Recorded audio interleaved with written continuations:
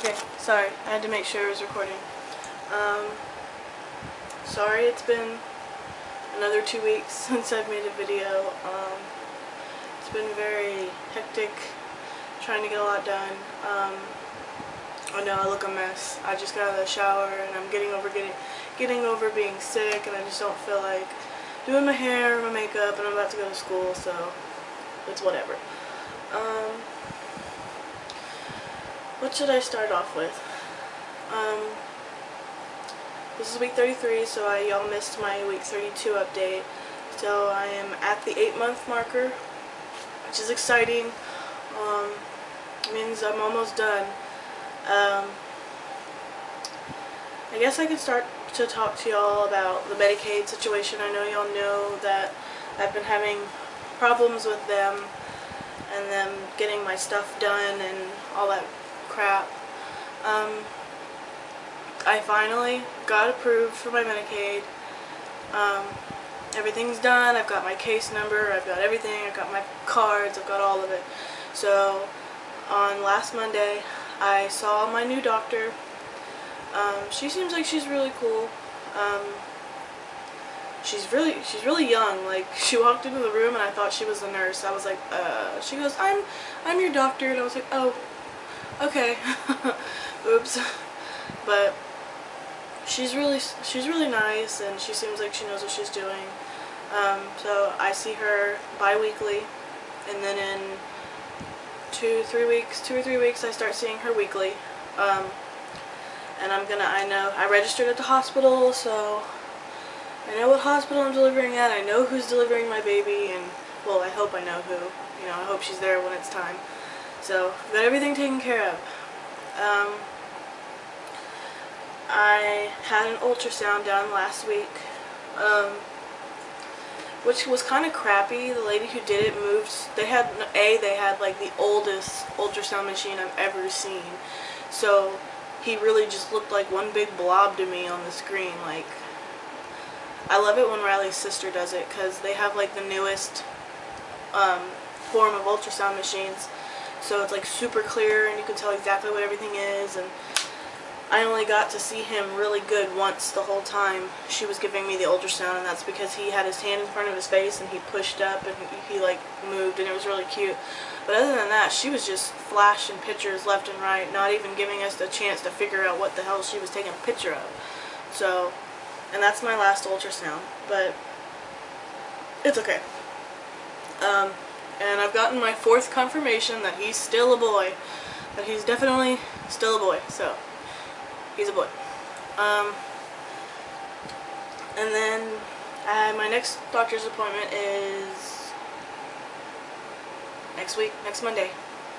And I'm pretty sure they'll do the same thing that they've done every time: take my urine, blood pressure, measure my fundus, blah blah blah blah, send me home. They did take blood this last time because she wanted to make sure.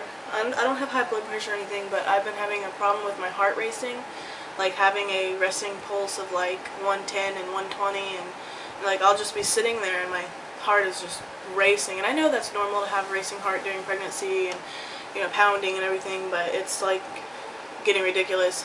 So she said sometimes women just have unexplained tachycardia during pregnancy, and that if it is a problem during delivery, they'll probably give me a beta blocker, or some beta blockers, to slow it down, because she doesn't want it to get dangerously high. But she did test my thyroid to see if I was having a thyroid problem, and I'm not. She said everything came back normal, but I'm still anemic, so, which I already knew, but they didn't. So I'm still on iron supplements. I don't know if they're really helping. I take them and I kind of still feel the same, but I do notice on the days that I don't take them I feel extra bad, but I still feel sluggish every day and kind of like, so I guess I'll keep taking them, which I guess I can start talking to you about symptoms. Let me see how much time I have left. Okay, I got like 6 minutes. This is probably going to be a 2-part video.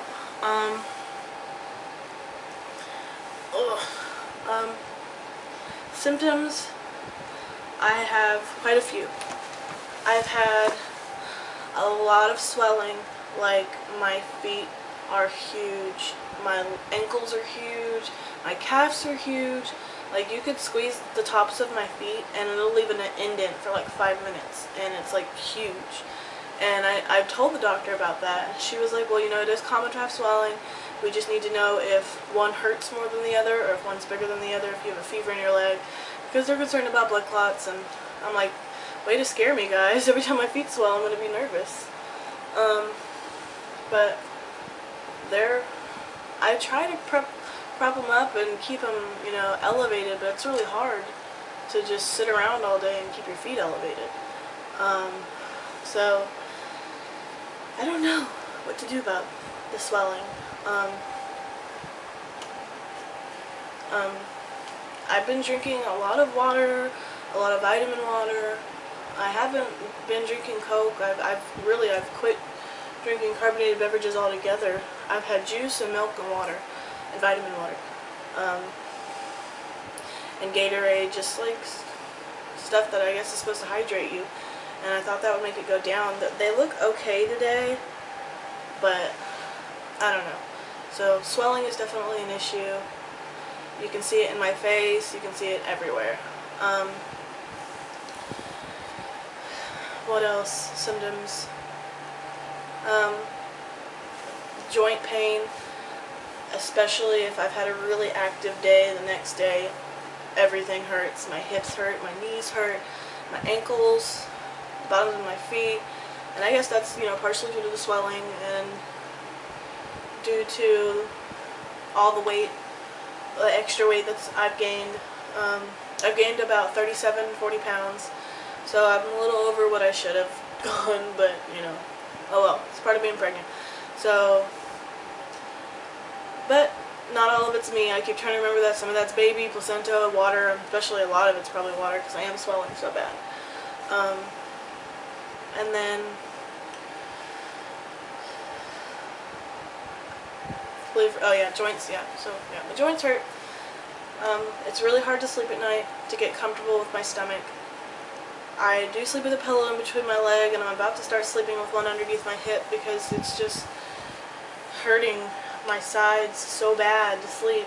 And then I wake up because I can't breathe because I'm snoring. And just sleeping is not very good anymore. So I just sleep for sleep now. I don't even sleep to get rest. I just sleep because I'm so exhausted. What else? The racing heart. My heart is definitely racing more. I get winded a lot easier.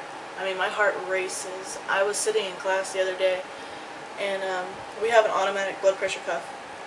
And I take my blood pressure a lot while I'm there just to make sure I keep it monitored, because I haven't had doctor's appointments and now I do.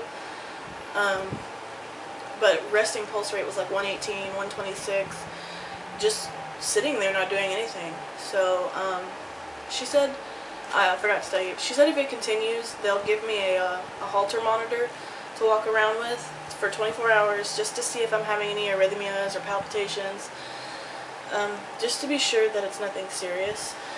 But I'm pretty sure everything's fine. I'm just being a worrywart. So, yeah. What else?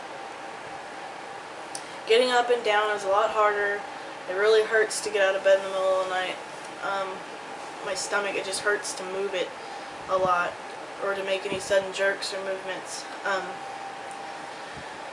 And the peeing in the middle of the night is getting to be ridiculous. I get up like 4 times to pee, and then I sit down and it's like so little, which is so annoying. So that's another reason why I can't sleep. 1 second. Okay, I'm gonna go ahead and make part 2, so be right back.